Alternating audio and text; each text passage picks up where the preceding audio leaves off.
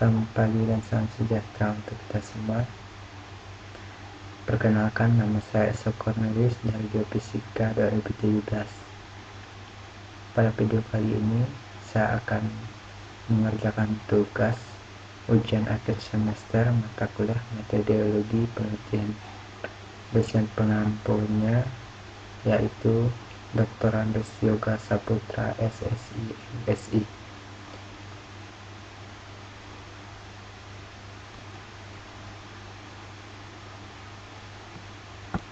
Pada kesempatan kali ini, saya akan mempresentasikan tentang identifikasi sebaran biji besi dengan metode gemagnet di daerah Pemalongan Bajuin Tanah Laut. Adapun pokok pembahasan pada kali ini yaitu yang pertama, pendahuluan, yang kedua, tinjauan pustaka, yang ketiga, metodologi penelitian, yang keempat, pembahasan, yang kelima, kesimpulan dan saran, dan yang keenam, referensi.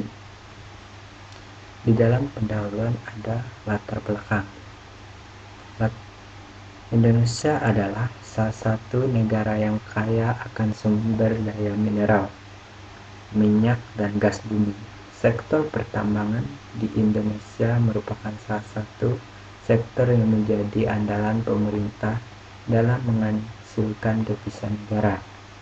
Dalam perkembangannya, sektor ini dituntut untuk dapat memberikan hasil yang optimal, terutama yang berasal dari sumber daya mineral. Salah satu endapan mineral yang berharga adalah biji besi. Biji besi merupakan mineral yang berasal dari batuan vulkanik, andesit, dan basalt yang banyak mengandung unsur besi. Hipotesis ilmiah mencoba mengutarakan jawaban sementara terhadap masalah yang akan diteliti. Hipotesis menjadi teruji apabila semua gejala yang timbul tidak bertentangan dengan hipotesis tersebut. Dalam upaya pembuktian hipotesis, peneliti dapat saja dengan sengaja menimbulkan atau menciptakan suatu gejala. Melalui kerangka penelitian yang telah tersusun sebelumnya, maka dapat dirumuskan hipotesis terhadap penelitian adalah sebagai berikut. Dengan menggunakan metode gemagnet untuk mengidentifikasi sebaran biji besi di daerah Pemalongan Bajuin Tanah Laut. Permasalahan yang dapat dirumuskan dalam penelitian ini adalah sebagai berikut. 1. Seberapa besar nilai intensitas medan magnet di daerah Pemalongan Bajuin Tanah Laut dengan menggunakan magnetometer berdasarkan metode geomagnetik. Kedua, di mana letak sebaran mineral biji besi daerah Pemalongan Bajuin Tanah Laut dengan menggunakan magnetometer berdasarkan metode geomagnetik. Tujuan penelitian: 1. Mengetahui seberapa besar nilai intensitas medan magnet di daerah Pemalongan Bajuin Tanah Laut dengan menggunakan magnetometer berdasarkan metode magnet. Yang kedua, mengetahui letak sebaran mineral biji besi di daerah Pemalongan Bajuin Tanah Laut dengan menggunakan magnetometer berdasarkan metode geomagnetik. Tinjauan pustaka Islam 2009. Alam Indonesia memiliki potensi endapan biji besi yang cukup besar, baik dalam bentuk biji besi primer, sekunder, maupun laterit. Perkin 2002, keterdapatan endapan besi dapat dikelompokkan menjadi 3 jenis, yaitu endapan besi primer karena proses hidrotermal, endapan besi laterit terbentuk akibat perapokan, dan endapan besi sekunder. Pasir besi adalah merupakan kelompok mineral rombakan. Santoso 2001. Suseptibilitas merupakan derajat termagnetisasinya suatu benda karena pengaruh medan magnetik. Menurut Telford, medan magnet bumi terkarakterisasi oleh parameter fisik yaitu deklinasi, inklinasi, intensitas horizontal, medan magnetik total. Jainuddin 2008 menyatakan bahwa metode geomagnetik adalah salah satu metode geofisika yang digunakan untuk menyelidiki kondisi permukaan bumi dengan memanfaatkan sifat kemagnetan bahan yang diidentifikasikan oleh kerentanan magnet batuan. Menurut Santoso 2001, anomali magnetik diperoleh dari persamaan delta T sama dengan T observasi ditambah T IRGF plus minus TVH, di mana delta V anomali magnetik, T ob medan magnetik pengukuran pada stasiun tertentu, T IRGF medan magnetik teoritis berdasarkan IGRF pada stasiun T ob TVH koreksi medan magnetik akibat variasi harian. Metode penelitian A. Variabel. Variabel yang akan diteliti dari penelitian ini adalah mengidentifikasi sebaran biji besi dengan metode geomagnet. Kedua, mengetahui kedalaman dan arah sebaran biji besi secara detail dengan menggunakan metode geomagnet. Instrumen. Teknik pengumpulan data pada penelitian ini dilakukan secara looping, yaitu pengukuran yang dilakukan dari titik base stasiun dan berakhir di base stasiun lagi.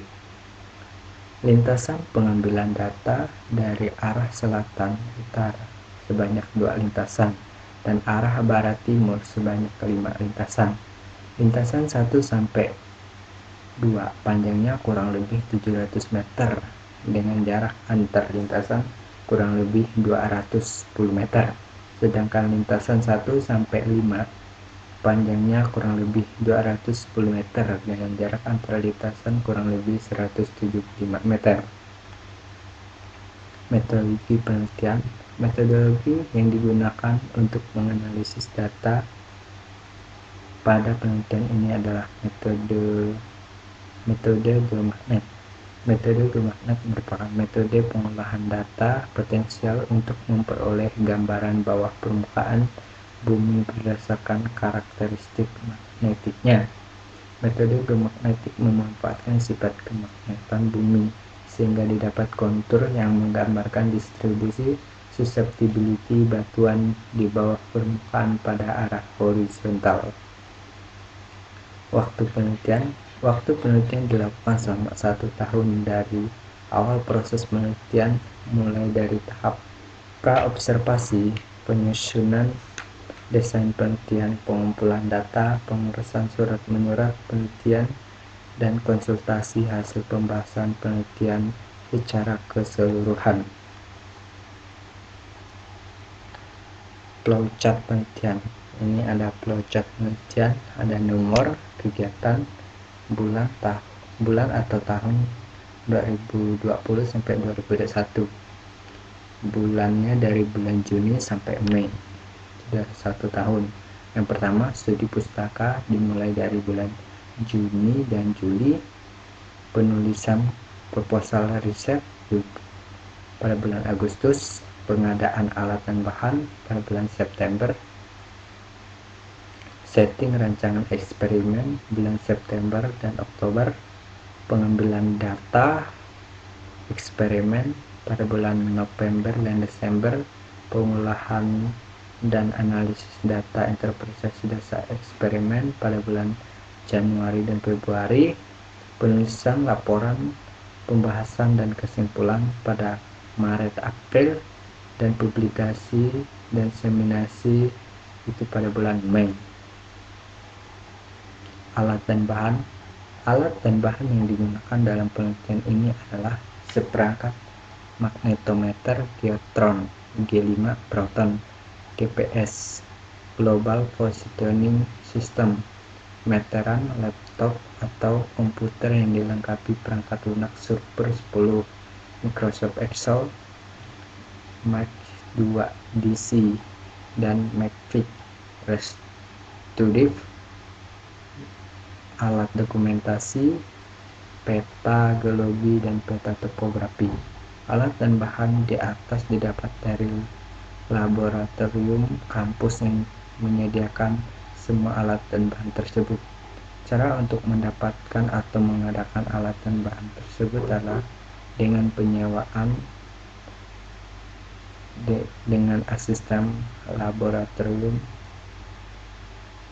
pada waktu sekitar 2 atau 3 hari, bahkan mungkin bisa sampai seminggu tergantung berapa lama kita mengambil data. Rancangan penelitian ini ada yang pertama, kajian pustaka. Setelah kajian pustaka, kita masuk ke survei lapangan. Setelah survei lapangan yang dibagi dua, akuisisi data lapangan dan pengambilan sampel biji. Akuisisi data lapangan itu adalah pengolahan data, penentuan kontrol anomali total. Di dalam pengambilan sampel biji itu ada pengujian sampel biji besi, magnetic susceptibility system MS2 dengan sensor tipe MS2B dual frekuensi. Dalam penentuan kontrol anomali total itu ada arah sebaran batuan biji besi, pemodelan, kedalaman batuan biji besi, analisis, dan hasil.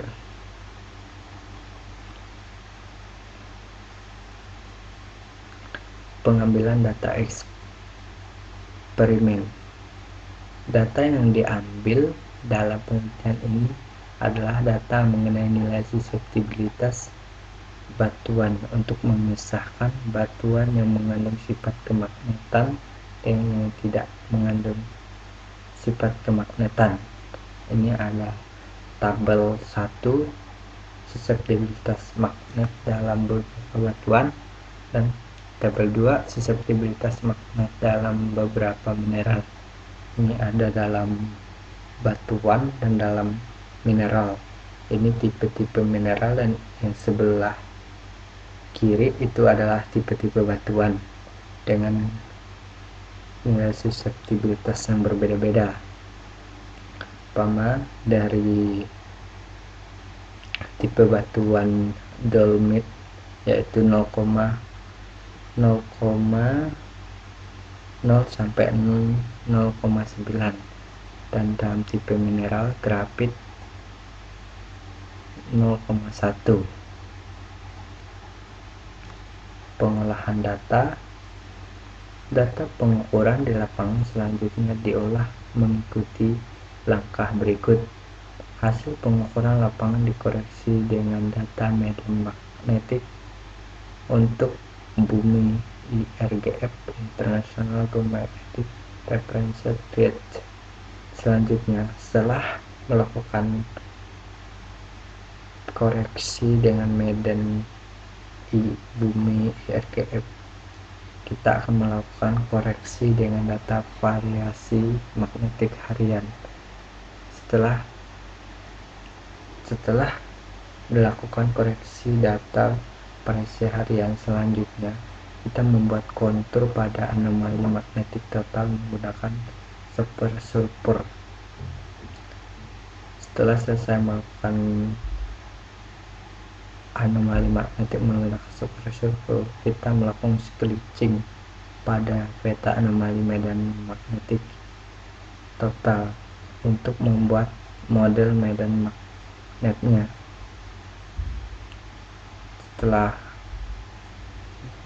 membuat sketching model magnetnya selesai, kita olah menggunakan software Restudive untuk mengetahui bentuk dan kedalaman benda anomali dari bawah permukaan.